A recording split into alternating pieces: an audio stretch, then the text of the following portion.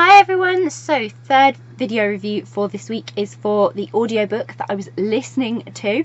It's still weird saying listening to rather than reading, and that was Healing Springs by Rhavensfyre. If you'd like to check out my review, it's a little bit further down the page if you're on Facebook, or if you're on YouTube there is a link in the description below, and this is the video review. So this was different for me. So I did my very first audiobook last week, and it was a book that I had previously read and then listened to. So I had a different experience, but I already knew the story. This, Healing Springs, I haven't actually read, but now I've listened to it, I'm dying to read it. Absolutely dying to read it, to see whether I get anything different from reading and listening. So for me, Healing Springs by Rhavensfyre, and it was narrated by Stephanie Montalvo. I hope I said that right. I have been spelling that wrong all week and everything, like, and have to keep going back and correcting stuff. So the book focuses on Celine, who has she's suffered like a horrific life-altering car accident, and so she's gone home to Healing Springs, where her mum has like a retreaty thing, and it's full of emotion, and it deeply focuses on the difficulties she's had to face after the accident. So she's grieving in a sense for things she's lost, things that have changed, you know, a life she knew that is now a different life, because she can't do a lot of what she used to do. What's happened to her in the car crash has left her in a position where she doesn't quite feel herself. So, you know, she's going through these process, and Ravensfyre's captured that in a beautiful and very emotional story, that, you know, really deeply seeps into you with the emotion and the poetic sort of way the words just worked for me.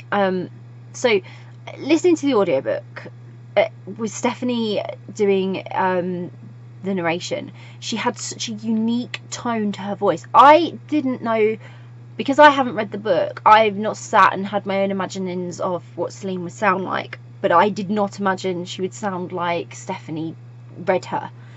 And yet, when I first heard Stephanie read Celine's voice, I was like, okay.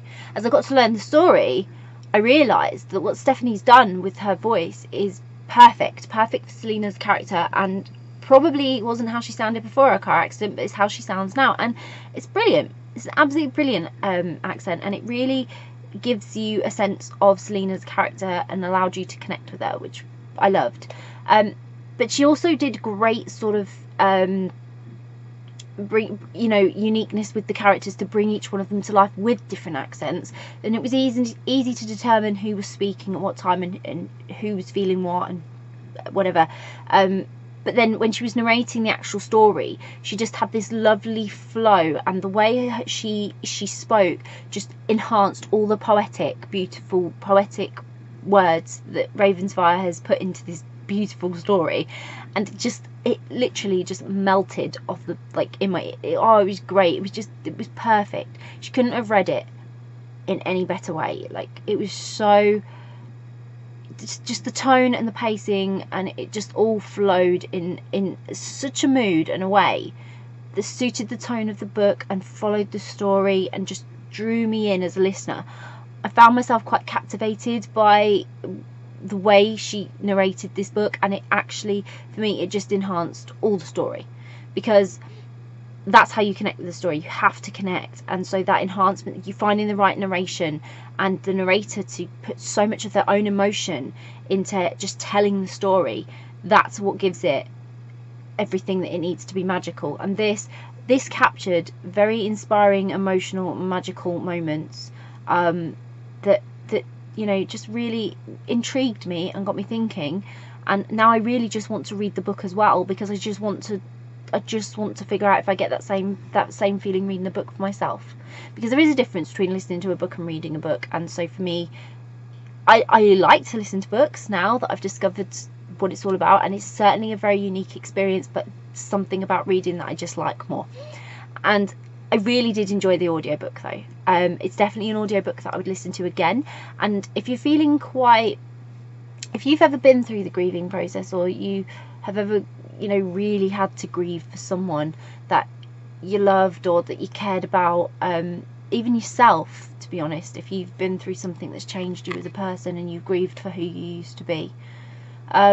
This book will speak to you on so many levels, and if you listen to it in audio, obviously it will literally speak to you, but it's just conveyed the story in the most unforgettable way, and I know it'll stay with me what Celine went through, and I've got all this beautiful imagery in my head from just the way Stephanie described and just used Rhavensfyre's words to just deliver the perfect story. I really did enjoy it, and I can't recommend it enough. It really was great. So I'll pop a link in the description if you want to go and grab a copy. If you've listened to Healing Springs by Rhavensfyre, or even if you've just read it and you're interested in listening, see what I mean, to the audiobook, it'd be great to hear what you think of it, or what you thought, or if it's on your to listen list. Again, it would be great to know if you are picking this one up and what you think of it already, or what you think you're going to think of it. And if you do have a copy of the audiobook of Healing Springs and you listen to it, I really do hope you enjoy it. Let me know what you thought of it when you've listened to it, and yeah, just enjoy it. Bye.